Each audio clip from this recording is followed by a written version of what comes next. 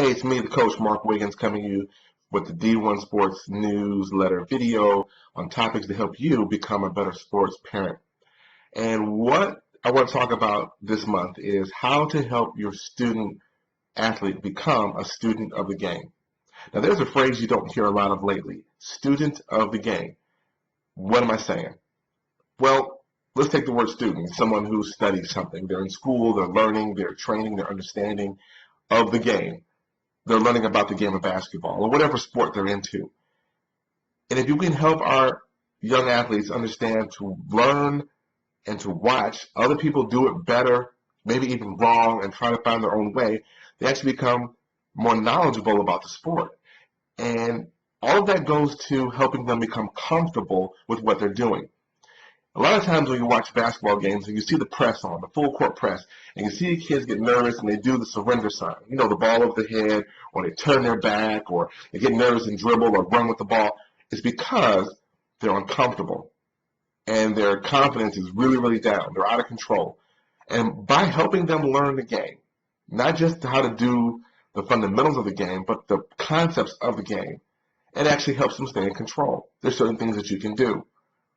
How do you achieve this status? What can you do to help your athlete become a student of the game? There's a few things. One, when you're watching sports, become interactive with the sport. Don't just sit back and let the game go, whatever the game is. Watch the replay. Look at the positions. Whatever position your athlete is playing, watch that position and see what those people are doing.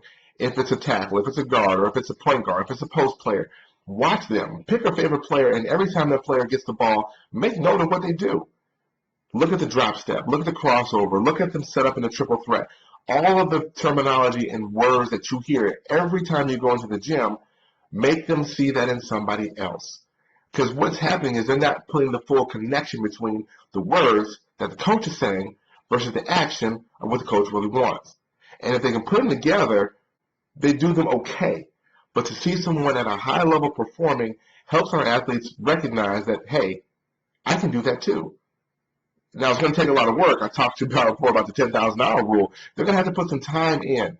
But understanding defenses, understanding rotations, understanding offense, the pick and roll, simple things out of the pick and roll. Do you understand when I coach the pick and roll, there's about 10 things that can happen out of a pick and roll. And everything requires a defender to defend that situation differently. But it all starts with the proper pick and the proper setup of the guard for the pick and roll. Now, when you see this executed during a basketball game, call it out. As a matter of fact, when you see it, have your athlete explain to you what just happened. Hey, what just happened in there? Why was that play successful? What did the weak side person do? What did the strong side do? How did they get that rebound? Just have them start to have conversation with you. By allowing the student to become a student of the game, it goes back to what I said in my last video. You can spend all day practicing with your fingers or get it done in about an hour and a half with your mind. And the quicker they can process this information and learn to turn it around into something they can use, the better and more comfortable they'll be on the court. Have them review it. Read books. Read biographies of great players. They know some of the greats. They know Larry Bird, Michael Jordan, Magic Johnson.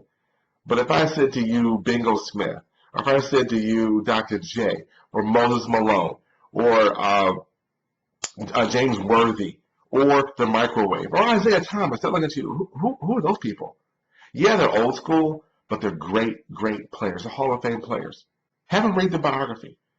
Let them understand what hard work really, really looks like.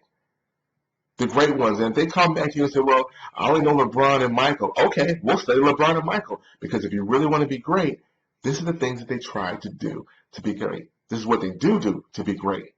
They put a lot of work in. So helping our athletes become a student of the game just broadens their mind and helps them become more comfortable in what they're trying to achieve.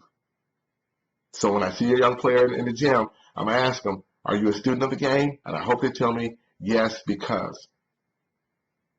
Right? Yes, because I read this book. Yes, because I studied this film. Yes, because I watched the video that you all took at the game of them and they sat down and watched it. One of the hardest things for any performer to do is to watch himself on tape. When I first started speaking, that was a tip that was given to me. Watch yourself on video and listen to the audio. Tape don't lie. I know that's not proper English, but it makes sense. The tape don't lie. And it was painful. Same thing in college and high school basketball. Tape don't lie. It's painful. But I began to quickly see my mistakes for myself and own my mistakes and own what I did well and learn to improve my performance.